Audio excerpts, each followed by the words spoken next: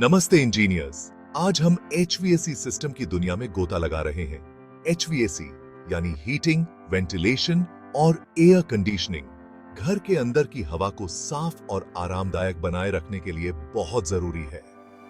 चलिए इसे आसानी से समझते हैं। सबसे पहले हीटिंग। ये आमतौर पर फर्नेस या हीट पंप के जरिए की जाती है। फर्नेस ईंधन जलाकर गर्मी पैदा करते हैं, जबकि हीट पंप बाहर से गर्मी को अंदर ट्रांसफर करते हैं। हीटिंग सिस्टम अक्सर डक्ट्स के साथ काम करते हैं, जो पूरे घर में गर्म हवा पहुंचाते हैं। अगला है वेंटिलेशन।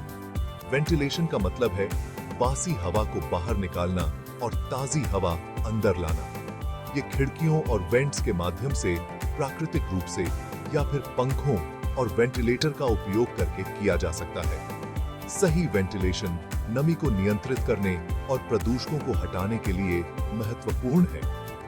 अब बात करते हैं एयर कंडीशनिंग की। यहीं पर चीजें ठंडी होती हैं, सचमुच। एयर कंडीशनिंग सिस्टम एक रेफ्रिजरेंट का उपयोग करते हैं, जो घर के अंदर की हवा से गर्मी को सोखता और हटाता है।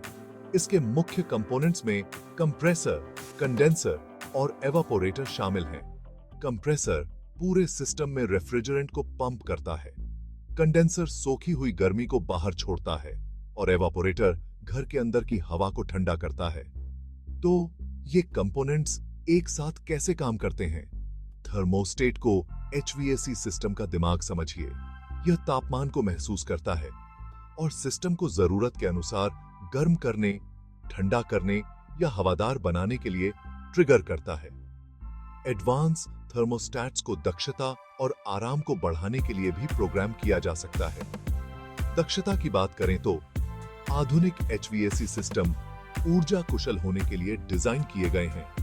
वे ऊर्जा की खपत को कम करने और लागत को घटाने के लिए वेरिएबल स्पीड मोटर्स और स्मार्ट कंट्रोल जैसी तकनीकों का उपयोग करते हैं। नियमित रखरखाव जैसे फिल्टर को साफ करना और लीक की जांच करना यह सुनिश्चित करता है कि वे सुचारू रूप से चलें। सारांश में, एक HVAC सिस्टम हीटिंग, वेंटिलेशन और एयर कंडीशनिंग का एक जटिल मिश्रण है, जो सभी एक साथ मिलकर एक आरामदायक इंडोर वातावरण बनाते हैं। इन बुनियादी बातों को समझने से आपको कुशल सिस्टम डिजाइन करने, इंस्टॉल करने और बनाए रखने में मदद मिल सकती है। तो यह था HVAC सिस्टम का एक संक्षिप्त ओवरव्यू। अगर आपको यह वीडियो मददगार लगा तो लाइक करना और इंजीनियरिंग से जुड़े और कंटेंट के लिए सब्सक्राइब करना न भूलें। देखने के लिए धन्यवाद और अगली बार मिलते हैं।